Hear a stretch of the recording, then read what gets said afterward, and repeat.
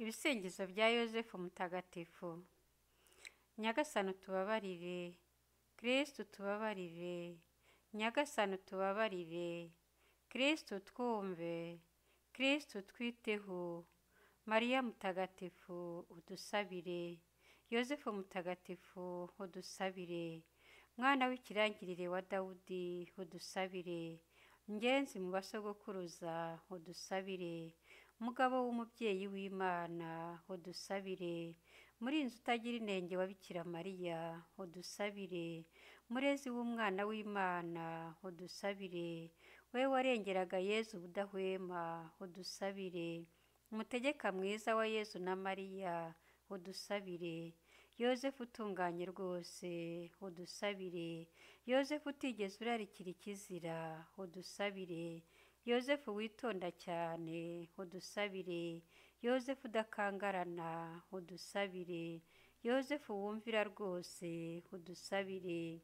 Yozefu utagira ubwo uhemuka udusabire, wowe werekana uburyo bwo kwiyumanganya udusabire, wowe mukene ku mutima udusabire, wowe abakozi bareberaho udusabire, wowe wizihiza imico y'abashakanye udusabire, Murinzi w'ababikira udusabire, wowe urinda ababyeyi n'abana babo udusabire, wowe umara agahinda abababaye udusabire, wowe abarwayi bizera udusabire, wowe uhumuriza abenda gupfa udusabire, wowe ukangaranya amashitani udusabire, Murinzi wa Kiliziya Ntagatifu udusabire, Ntama w'Imana ukiza ibyaha by'abantu udukize Nyagasani, Ntama w'Imana ukiza ibyaha by'abantu utwiteho Nyagasani, Ntama w'Imana ukiza ibyaha by'abantu utubabarire.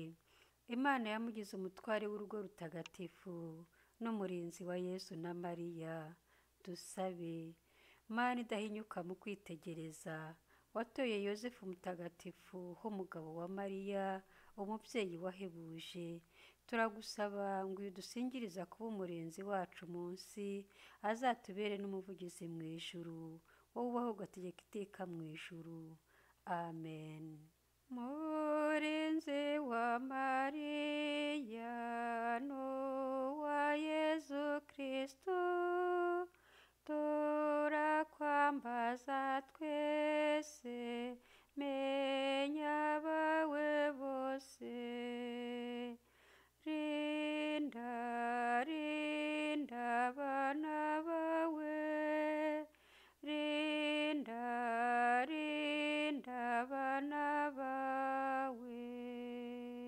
Igihe Yezu Kristu yari umwana muto, ni wowe yagize se, udukunde natwe.